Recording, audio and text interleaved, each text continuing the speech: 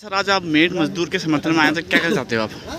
देखिए, जो मेट मजदूर हैं वो कई दिन से यहाँ पे अनशन पे बैठे हैं और शर्मसार बात ये है कि जो सरकार जिसको हम कहते हैं धरती की दूसरी खुदाई होती है और वो रखवाली होती है तो जनता की, उसको बात करनी चाहिए थी। अभी तक इनसे कोई बात नहीं की है और इनकी बड़ी वाजिब मांगे हैं। ये अपनी मजदूरी बढ़ाने की बात कर रहे हैं, 600 रुपये मजदूरी की बात कर रहे हैं, कोई ज़्यादा नहीं है, कोई लंबी चौड़ी नहीं है।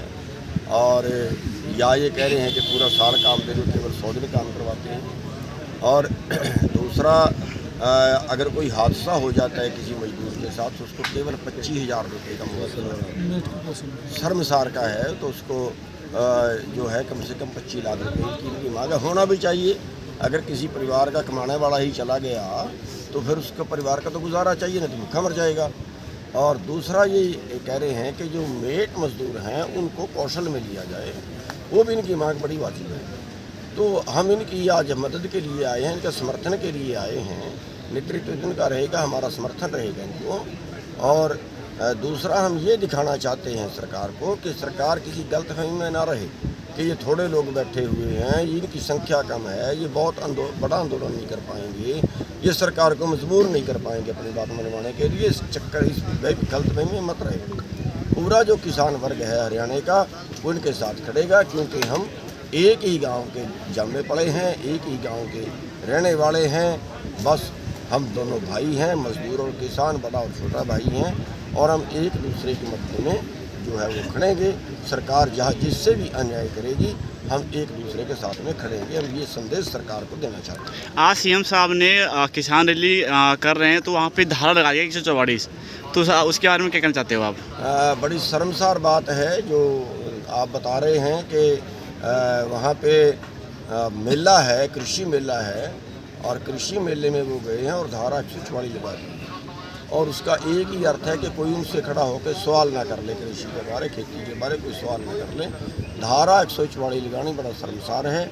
और क्योंकि धारा 144 का मतलब होता है कि 5 आदमी इकट्ठे नहीं हो सकते, या 5 या उससे ज़्यादा इकट्ठे नहीं हो सकते। और अगर उससे ज़्यादा इकट्ठे नहीं हो सकते तो फिर मेला किस बात का हुआ? तो ये दो चीज़ हैं, मेला भी है और धारा 144 भी है। तो हाँ, एक तो हो सकता है कि पाबंदी लगा देनी चाहिए थी कि भैया कोई हथियार लेके नहीं जाएगा, वो तो कोई वाजिब बात मानते। लेकिन धारा 144 लगाने का मतलब है कि इकट्ठे ही नहीं हो सकते, या ऐसे जिस लोगों को उनको ये लगे कि हाँ ये आदमी सवाल कर सकता है उसको वो पहले से नज़रबंद कर लेंगे। तो ये गलत है। मुख्यमंत्री है और जनता की बात जरूर सुननी चाहिए अगर कोई उनको सुनाना चाहता है, क्योंकि जो आम आदमी है वो उस पर बोलने की कैपेसिटी नहीं होती।